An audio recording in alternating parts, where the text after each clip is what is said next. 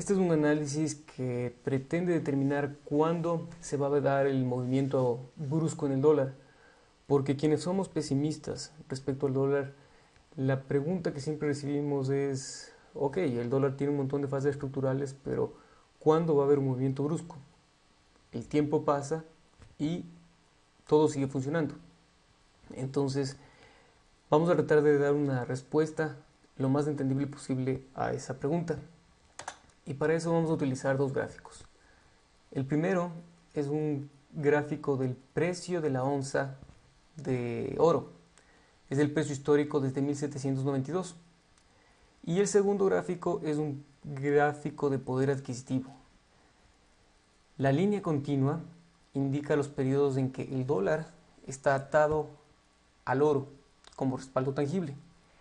Y la línea entrecortada nos dice los periodos en que el dólar deja de estar atado al oro y es una moneda sin respaldo. Podemos hacer esto, o el análisis que se va a hacer es en tres fases. Primero, de 1792 a 1932. En casi 140 años el poder adquisitivo del dólar se mantiene casi intacto, con una interrupción de convertibilidad en 1860, durante la Guerra Civil de Estados Unidos. Eso nos indica este gráfico. El poder adquisitivo desde 1800, 1792 hasta 1930 se mantuvo en 1. Fluctuó, pero se mantuvo en 1. El único periodo en que hubo un colapso, porque pasó de 1 a 50, fue durante la Guerra Civil de Estados Unidos. Se corta el respaldo en oro, el poder adquisitivo colapsa, luego se vuelve a la rentabilidad y el poder adquisitivo se recupera. Este colapso de poder adquisitivo se refleja también en el precio. La onza de oro costaba 19.39 y durante la Guerra Civil tuvo un salto a 31 para luego regresar a la normalidad. En la primera fase, el oro tuvo un cambio porcentual en casi 140 años de 6.6%, promedio anual de 0.047. El precio fue estable y el poder adquisitivo se mantuvo. La segunda fase va del 32 al 67. En esta fase se penaliza la propiedad de oro físico, obligando a la población a entregar su oro para devaluar el dólar. Este es el primer default y aviso de precaución. Siempre que un gobierno no puede cumplir con sus compromisos, lo que hace es devaluar la divisa. En los 30, después de la Gran Depresión, cuando Estados Unidos no podía cumplir con sus obligaciones, se vio obligado a devaluar, y como estaba respaldado por oro, tuvo que primero recoger todo el oro de la población, penalizar su propiedad y devaluar su divisa. Ahí tuvimos un incremento. La onza pasó de 20.67 a 35.5. Se mantuvo en ese precio del 32 al 67, pero fue un cambio porcentual de 71.75%.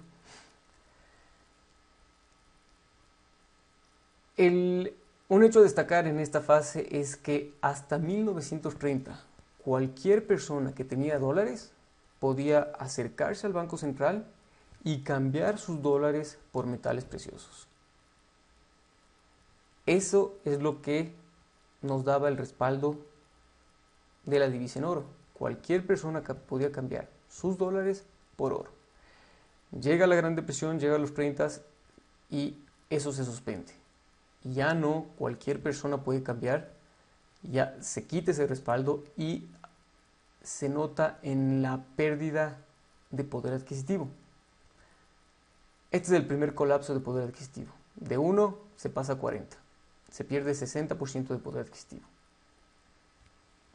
Luego, en esta fase viene Bretton Woods.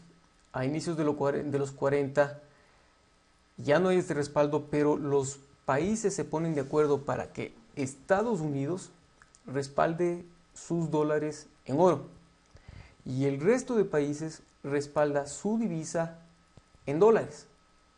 Entonces era un respaldo indirecto, porque yo respaldo mi divisa en dólares y el dólar está respaldado por el oro. Había ese respaldo y con eso se frena la caída de poder adquisitivo. Si bien ya no cualquier individuo podía cambiar sus dólares en el Banco Central, al menos los países sí lo podían hacer. El Banco Central de un país podía coger sus dólares y cambiarlos a oro en el Banco Central de Estados Unidos. Eso funcionó en Bretton Woods. Después viene la tercera fase, que es desde 1968 en la actualidad. En 1968, o más bien dicho, en 1971, Estados Unidos de manera unilateral suspende el acuerdo de Bretton Woods en 1971. Esto es un evento muy importante porque aquí se frenó la caída de poder adquisitivo con Bretton Woods. Para inicios de los 70, los déficits acumulados por la guerra de Vietnam, una guerra siempre genera gastos que un país difícilmente puede cubrir. Para 1970, los gastos de la guerra de Vietnam eran tan fuertes, los déficits gubernamentales eran altos, que los países se dieron cuenta de que Estados Unidos estaba emitiendo más dólares de los que podía respaldar. Francia a la cabeza, a través de su Banco Central, comienza a retirar mucho oro y Nixon se ve obligado a suspender de manera unilateral el Bretton Woods. Decirle, señores, ya no pueden cambiar dólares por oro. Ese es el segundo default y el colapso del dólar. Entonces, cuando la gente pregunta, sí, ok, todo está, el dólar tiene un montón de problemas, pero ¿cuándo va a colapsar? Va a colapsar en 1970 y eso vemos en el poder adquisitivo y en el precio. Y el problema que nosotros tenemos como sociedad es que nuestro alcance de análisis, nuestro alcance de visión no va más allá de 5 o 10 años. Y por eso no podemos ver el cambio abrupto que ya se dio. El dólar colapsó en los 70 y nosotros todavía seguimos preguntando, pero ¿y cuándo va a colapsar? Es crítico que expandamos nuestro alcance de análisis, nuestra visión nuestro alcance de visión para entender lo que está pasando y entender que el dólar colapsó en los 70. 200 años desde la fundación de Estados Unidos en 1776. El precio del oro fue prácticamente estable. Hasta los 30 que hay una pequeña grada. Y en los 70 se pierde el control. El momento que, primero en los 30 se retiró el respaldo tangible para la gente. Y el momento que además se quite el respaldo tangible para los países, ese momento colapsó el dólar.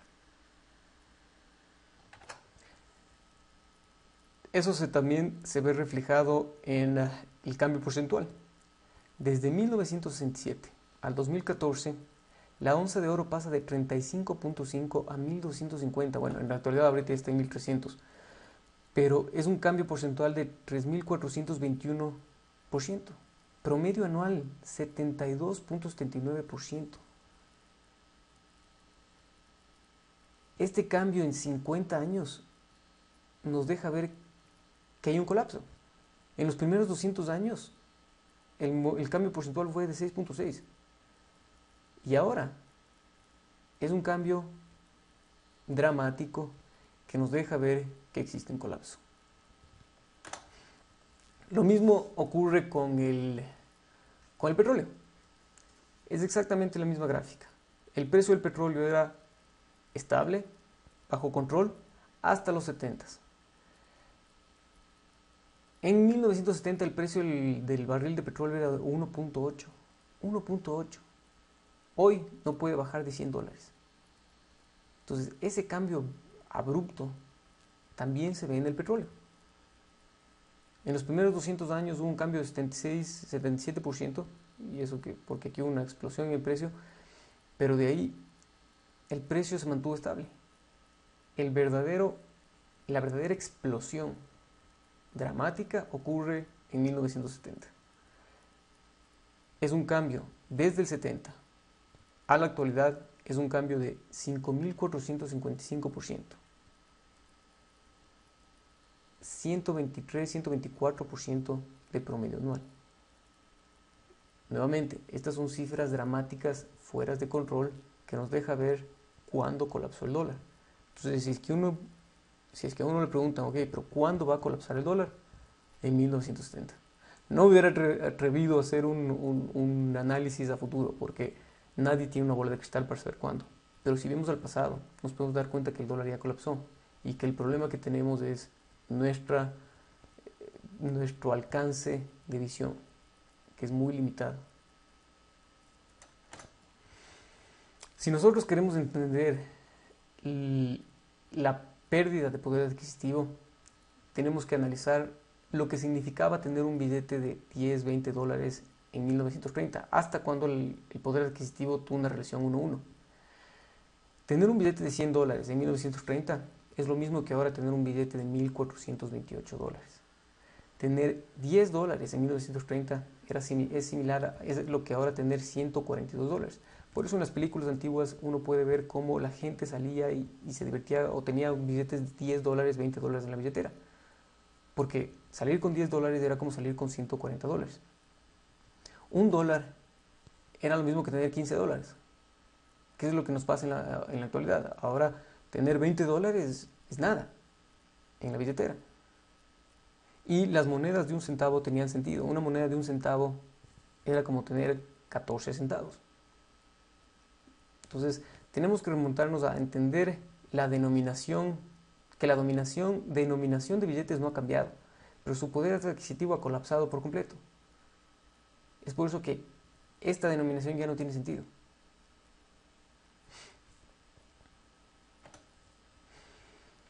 Volvamos al concepto de dinero real. Y nos es tan difícil entender lo que es dinero real, porque las últimas personas que utilizaron dinero real fueron las que vivieron en 1930. En 1930 los billetes eran certificados de oro y tenían una leyenda que es crítica y fundamental. Aquí arriba, ojalá puedan ver, pero dice: esto certifica que se han depositado en el Tesoro de los Estados Unidos de América 20 dólares en monedas de oro pagaderos al portador. Esto es lo que hacía a un billete dinero. Era un papel que tenía un respaldo tangible. Este era un certificado de que en el Banco Central se han depositado 20 dólares en monedas de oro que podían ser cambiadas por el portador cuando él lo quisiera. Eso es dinero real. Dinero que tiene un respaldo tangible. Y las últimas personas que vieron estos billetes fueron en 1930. Este es un billete de 1928, este es de 1920. Entonces, por eso es tan difícil entender el concepto de dinero real. ¿Y por qué se dio esto? Fue porque las personas que fundaron Estados Unidos tenían análisis, sabían que el Imperio Romano tuvo una hiperinflación cuando sus monedas, que eran oro y plata, se devaluaron reemplazando por metales no preciosos. A las monedas de oro y plata les empezaron a poner cobre y metales más baratos. Esa fue su hiperinflación. El Imperio Mongol, existía el papel, pero ellos fueron los quienes inventaron el dinero, el concepto de dinero papel. Y ese concepto fue introducido al oeste por Marco Polo, en su libro Las travesías de Marco Polo en 1221. John Law y la burbuja de Mississippi, de 1720 en Francia. Esta es la perfecta descripción de la enorme riqueza instantánea que se puede lograr con dinero sin respaldo. Entonces, todos estos ejemplos hicieron que los fundadores de Estados Unidos establezcan el Coinage Act en 1792, que decía que todo el dinero de Estados Unidos tenía que ser saludable, respaldado por oro y plata. Tenía que tener un respaldo intrínseco. Porque, me voy a adelantar un poco en la presentación, pero el momento que el dinero no tiene respaldo tangible atrás, se convierte en una acción. Y todos estos ejemplos históricos, especialmente el de John Law y la burbuja de Mississippi, nos enseñan qué es lo que pasa cuando una sociedad no entiende el dinero que usa. Porque una acción necesita de análisis de libros para entender si está subvaluada o sobrevalorada. Y esa es la clave. Porque a uno le preguntan, ay, pero ¿quién tiene tiempo de analizar el dólar? Pucha, hay que trabajar, mi familia, tengo tantos compromisos que nadie tiene tiempo de evaluar el dinero. Y ese ha sido un problema a lo largo de la vida. Por eso la gente, la población trabajadora, lo único que necesita es entender que su dinero tiene un valor intrínseco y que no es una acción que necesita analizar. Eso es fundamental. El dinero tiene que ser un concepto simple, tenga un respaldo intrínseco y que no requiera de análisis de libros, de cifras, de balances. El momento que le quitas el respaldo tangible al dinero se convierte en una acción que la gente no entiende. Y si hay garantía para un colapso financiero es cuando la gente no entiende el dinero que usa. Eso es garantía para un colapso financiero. Ahora quiero leerles ciertos textos de las travesías de Marco Polo. Este es un libro escrito en 1295, pero el rato que uno lee los textos es fascinante porque parece que están escritos ayer. Este es en inglés y aquí está lo que está en negro, está traducido acá. Y fíjense en estos textos. Todos estos pedazos de papel son emitidos con tanta solemnidad y autoridad como si fueran oro y plata pura. Y el Khan hace que todos los años se produzca una cantidad tan abundante de este dinero, sin que le cueste nada, que debe igualar en cantidad a todo el tesoro del mundo.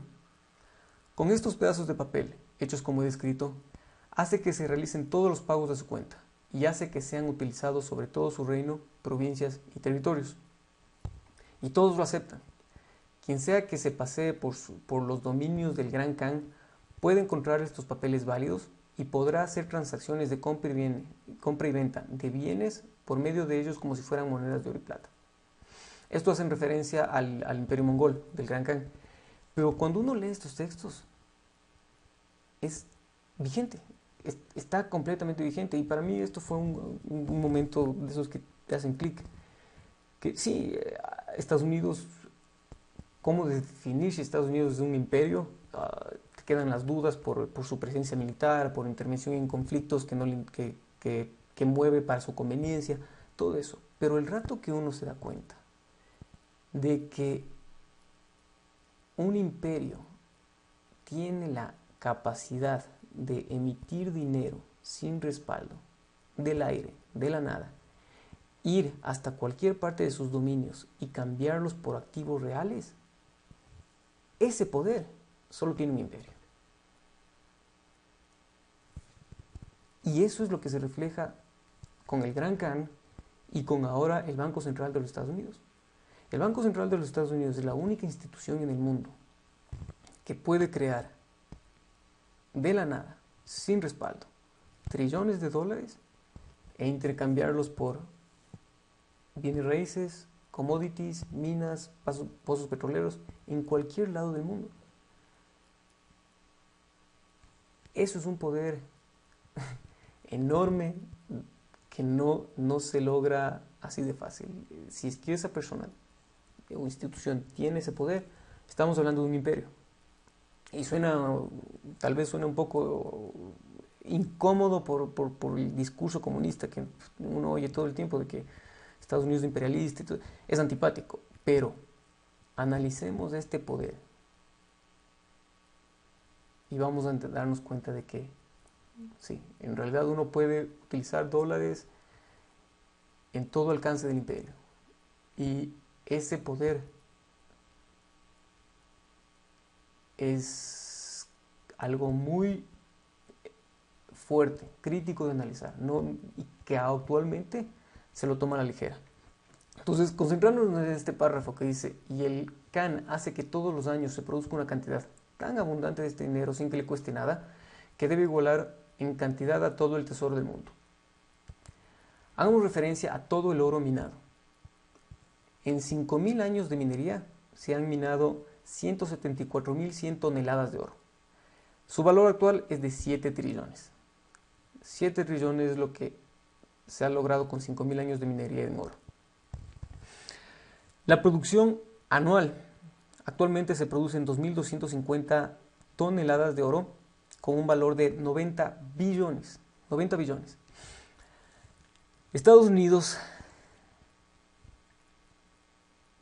tiene o ha hecho un estímulo de 3 trillones. 3 trillones desde el 2009 para estimular su economía. 3 trillones significan 33 años de producción mundial de oro. Es decir, para igualar esos 3 trillones que Estados Unidos creó con un chasquido de dedos para estimular su economía, necesitaríamos 33 años de destinar toda la producción de oro del mundo.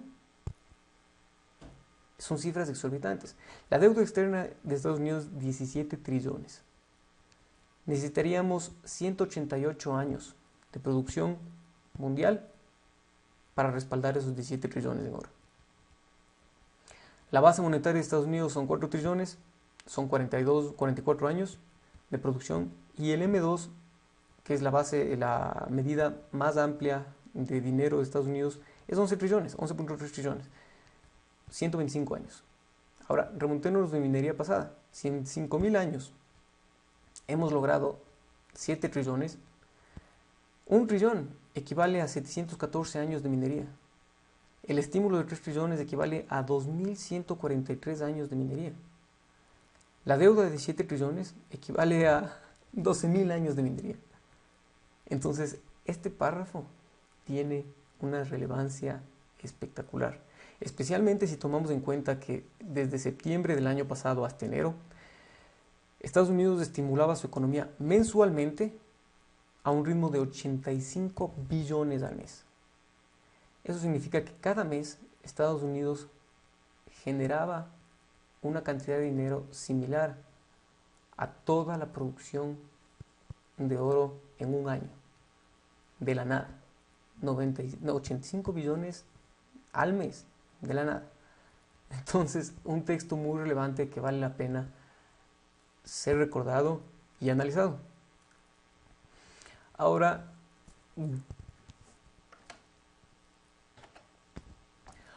si es que el dólar colapsó en los 70s, entonces, ¿en qué fase estamos nosotros?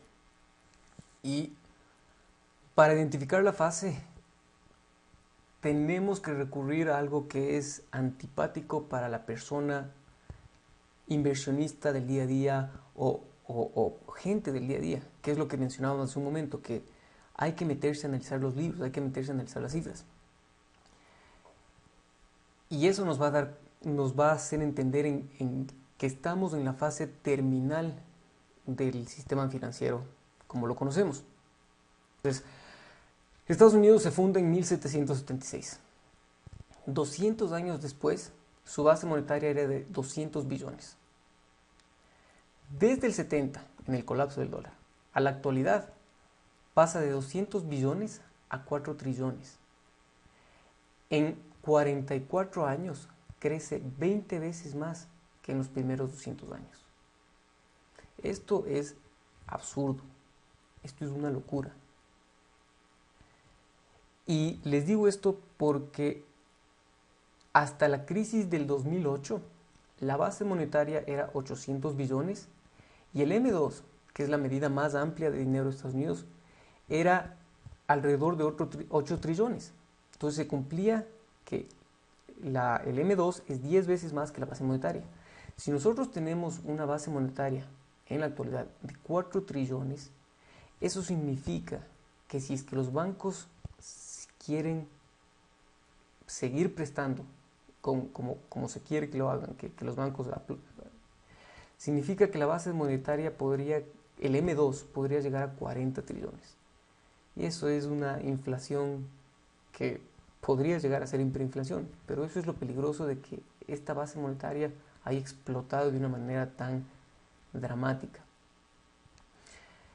Y una de las principales variables para darnos cuenta de que estamos en una fase terminal. Esto es un quiebre de sistema impresionante. Si queremos volver me encantaría hacer la analogía del Titanic. Cuando el Titanic se estrelló, no se dio la vuelta en un segundo. El Titanic chocó un iceberg se creó un hueco, una puerta para que entre el agua, y esa agua es la que colapsó el barco, la que desestabilizó y hundió el barco. El choque fue la primera fase y la gente seguía tranquila. Y cuando yo veo este gráfico, me recuerda a que en el 2008 se dio un choque, pero esto es lo que va a destruir el sistema. Esto es como el agua que desestabilizó al Titanic. Estos trillones de base monetaria es lo que son imposibles de retirar del sistema y que va a crear problemas que van a destruir el sistema financiero. Esto de aquí es irreversible. Ahora analicemos también la deuda pública de Estados Unidos. La deuda de Estados Unidos en 200 años era de 370 billones. Desde su fundación en 1776 hasta 1970, la deuda era 370 billones. Desde el 70 a la actualidad, pasa de 370 billones a 17 trillones. En 44 años crece 46 veces más que en los primeros 200 años. Entonces, estos crecimientos descontrolados de decenas de veces los primeros 200 años nos dejan ver que estamos en una fase terminal. La hoja de balance del Banco Central, este es, siendo lo menos técnicos posibles, la hoja de balance del Banco Central indica la velocidad a la que se está creando dinero, porque compra activos creados con dinero sin respaldo. Y el Banco Central tenía una hoja de balance de 800 billones hasta el 2008, y después de la crisis pasa de 800 billones a 4 trillones. Esto nos deja ver la velocidad a la que está creando dinero. Y otra alarma que poca gente también quiere ver es que poca gente se da cuenta. El Banco Central de Estados Unidos es el mayor tenedor de deuda de los Estados Unidos. Entonces, eso es un absurdo. La monetización de deuda es una locura. El Tesoro emite deuda y el Banco Central crea dinero para comprar esa deuda.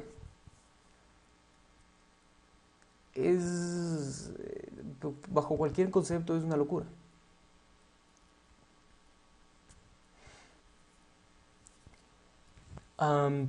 Estados Unidos tiene 2.26 trillones en deuda de Estados Unidos. China le sigue con 1.27, Japón con 1.20, y esto es también fascinante. Bélgica le sigue, Bélgica tiene 381 billones en bonos del Tesoro de Estados Unidos. El Centro Bancario del Caribe en conjunto tiene 312 billones. Los países exportadores de petróleo tienen 247 billones. Y un país como Bélgica, que tiene un Producto Interno Bruto de 480 billones, una deuda del 100.1% del Producto Interno Bruto, déficits presupuestarios constantes, desempleo del 8.5%, y el desempleo joven, que es personas bajo 25 años, está en 23.6%. Un país como Bélgica se da el lujo de tener 381 billones. Y lo más interesante es que esta explosión de la deuda que tiene Bélgica ocurre justo cuando Estados Unidos empieza a retirar el estímulo. Se supone que baja el estímulo, no retirar, sino, estoy equivocado, frenar el ritmo, porque desde septiembre del 2013 hasta enero estimulaba en 95 billones y después ha hecho bajas progresivas que ahorita me parece que está en 35 billones. Pero justo cuando Estados Unidos deja o disminuye su ritmo de compras, aparece un gran salvador, que es Bélgica. Bélgica empieza a comprar justo el mismo ritmo que Estados Unidos desacelera. Y Bélgica no está en condiciones de hacer estas compras.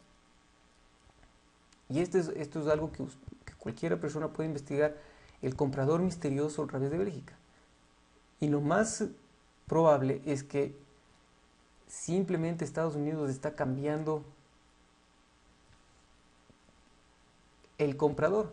Siguen siendo ellos quienes están estimulando la economía, pero lo están haciendo compras a través de Bélgica para hacer una pantalla de que se está bajando el estímulo. El estímulo no ha bajado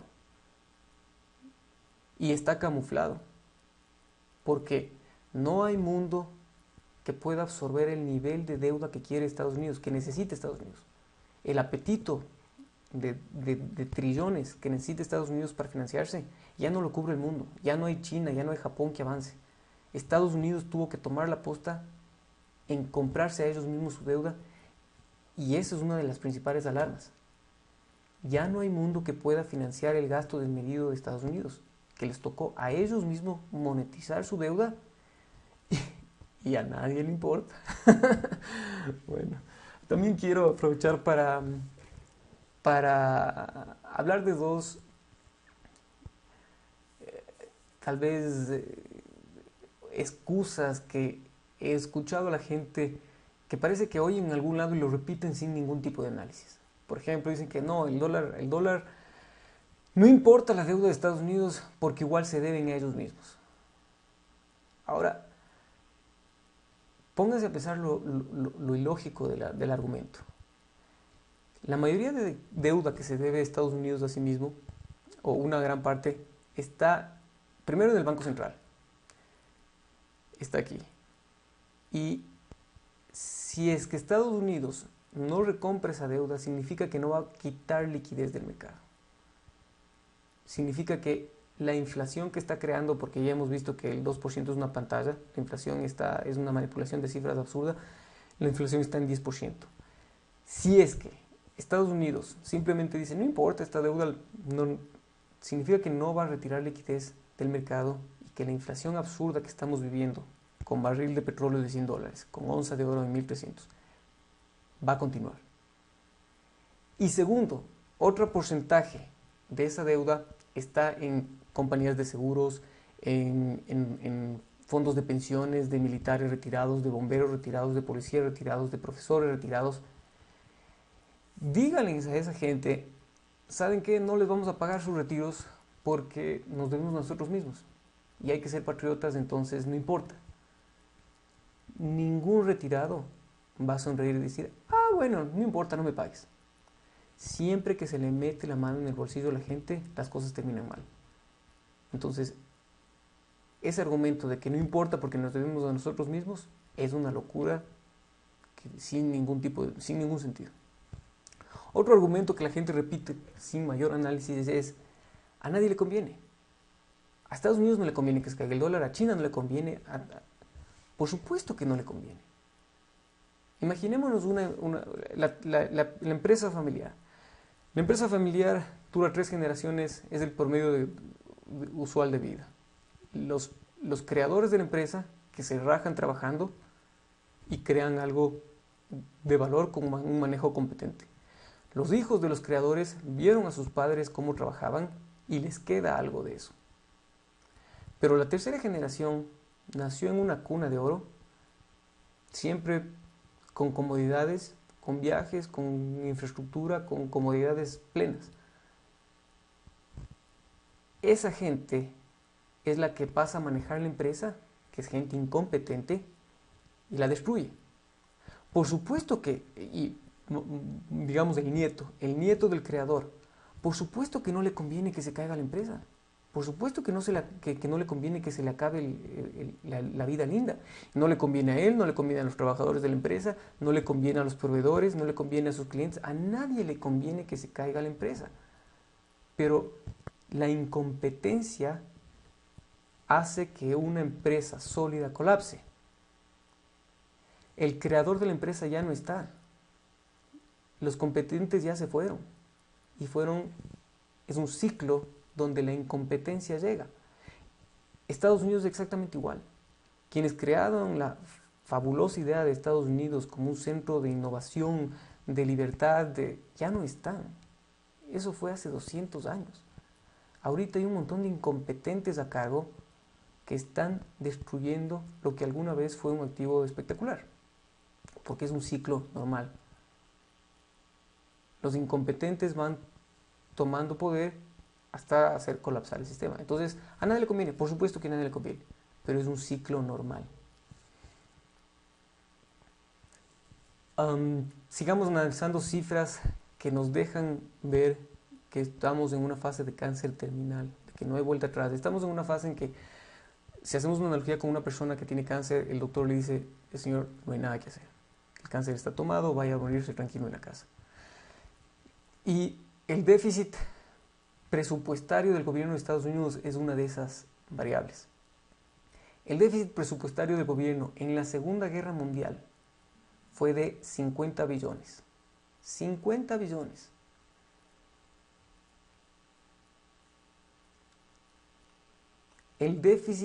Los déficits por la guerra de Vietnam, que ocasionó la terminación unilateral de Bretton Woods, rondaba los 20 billones. 20 billones, 50 billones de déficits, eran cifras alarmantes. La crisis del 2008 generó déficits sobre el trillón. Sobre el trillón. Y hoy, un déficit 10 veces mayor al de la Segunda Guerra Mundial, de 500 billones, son buenas noticias para la economía de Estados Unidos. Hay que ver cómo los presentadores anuncian con éxito que el déficit va a estar entre 400 y 500 billones. 500 billones es 10 veces más el déficit de la Segunda Guerra Mundial. No es nada para alegrarse. Esto es una rotura de sistema dramática, nuevamente. La balanza comercial. Hasta los 70 Estados Unidos le vendía a todo el mundo y desde los 70 le compra a todo el mundo y a crédito.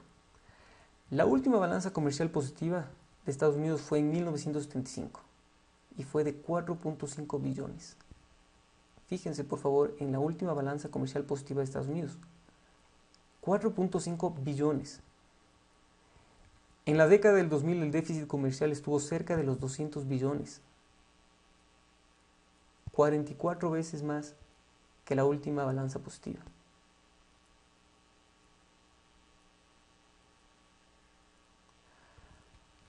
Hoy el déficit es mayor a 100 billones. Entonces, nuevamente, esto es una locura. Y también es tal vez incómodo y aburrido, pesado que se tenga que presentar estas cifras, pero entendamos que si no vemos estas cifras, no vamos a entender qué es lo que está pasando con nuestro dinero. Entendamos que el dinero es una acción.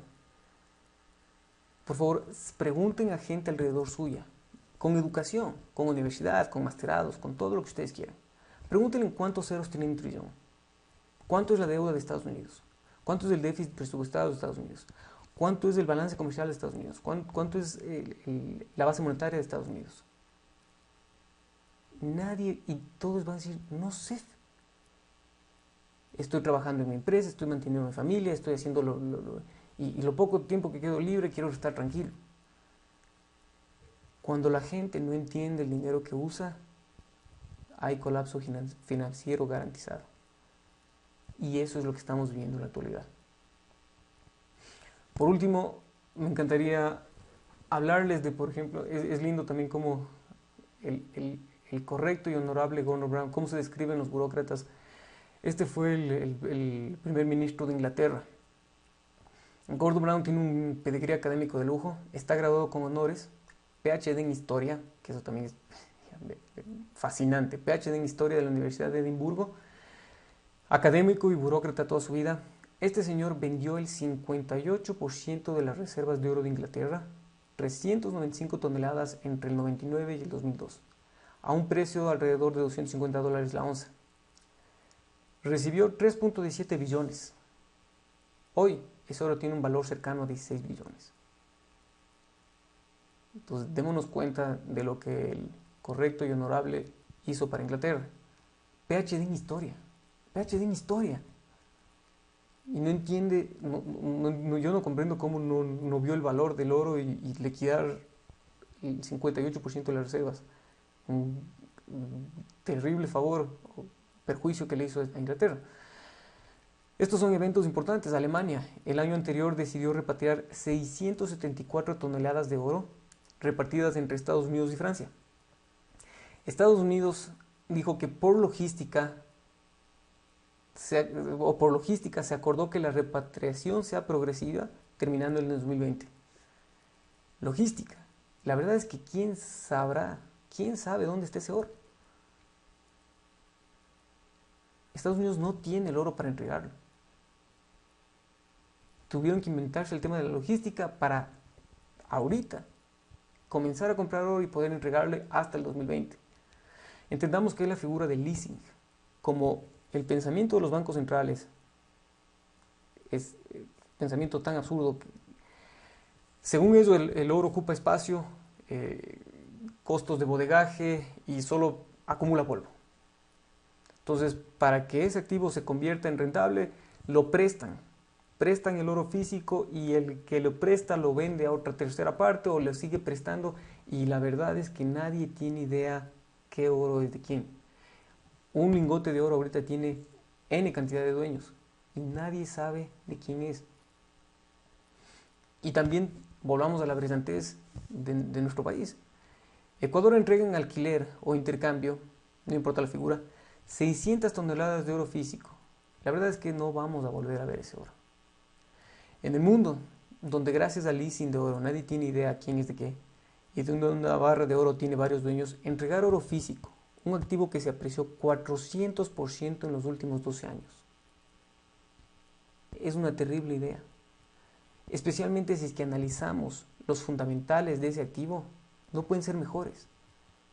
Lo que ocasionaron la subida de 400%, esos factores son ahora aún más fuertes como para una mayor subida.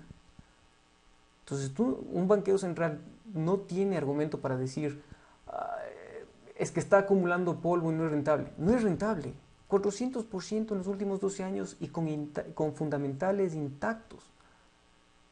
Lo peor que puedes hacer es deshacerte de un activo que los fundamentales son tan buenos y que te ha rendido tan bien y que el mundo se está peleando por. Al menos a nivel de bancos centrales y de gente que está enterada, porque la mayoría de gente, especialmente en el oeste. En el oeste estamos enamorados del dólar y no hacemos nada, pero en el este, China, Rusia, Hong Kong, Singapur, India, se están llevando todo el oro. Entonces, entregar un activo con tan fuerte, bueno, también un país que monetiza sus reservas de oro está gritando al mundo que está desesperado por liquidez, que no tiene un peso, entonces, una moneda. Entonces, y también es hermoso quién está involucrado en esa negociación. Goldman Sachs. Goldman Sachs empaquetó lo peor en hipotecas para venderle a sus clientes y recibió billones en rescates bancarios. Entendamos cómo se benefició Goldman Sachs en el 2008. En el 2008, Goldman Sachs sabía la basura que tenía de hipotecas. Lo que hizo fue empaquetar esa basura, promocionarla para vender a sus clientes como una innovación financiera y aseguró esa basura con AIG. El rato que esa basura explotó, por supuesto, AIG, bueno, la población de Estados Unidos le rescata a AIG y AIG le paga el seguro a Goldman Sachs. ¿Se dan cuenta lo brillante y perverso del asunto? Goldman Sachs ganó dinero vendiendo basura a sus clientes, asegurando esa basura y recibiendo dinero de los pagadores de impuestos de Estados Unidos por asegurar esa basura. Ganó por todo lado. Y hoy, bueno, a inicios del año, Goldman Sachs pronosticaba precios de oro bajos y los desacredita como inversión. Pero por supuesto, busca pendejos que estén dispuestos a entregar su oro físico a cambio de papeles. El antecedente, porque Goldman Sachs no está involucrado en el maquillaje de libros de Grecia. Goldman Sachs ayudó a maquillar los libros de Grecia para que logre entrar a la Unión Europea, y luego Goldman Sachs se fue en contra de Grecia porque sabía que eso iba a colapsar. El modelo de negocios de Goldman Sachs hay que analizar y hay que entender con quién uno se está mintiendo para entender la negociación. Y una vez más, el responsable no es que Goldman Sachs es el villano, no. O sea, no hay villano sin pelotudo. Y villano siempre va a haber. Lo único que nosotros podemos hacer, que está bajo nuestro control, es no ser pelotudos. Entonces el negocio de Goldman Sachs, el modelo de negocios se queda clarísimo. Promociona lo que quieres vender y desacredita lo que quieres comprar. En la crisis inmobiliaria de Estados Unidos se promocionaba los papeles respaldados por hipotecas como una innovación financiera, promocionaba para que suba el precio y vender a sus clientes algo sobrevalorado. Y en cambio desacredita lo que quiere comprar. Habla de un precio más bajo de la onza, lo desacredita como inversión, pero eso es lo que compra. Desacredita para bajar el precio de lo que quiere comprar. Espero que esta información les ayude. Muchas gracias por si es que lograron llegar hasta el final y hasta la próxima.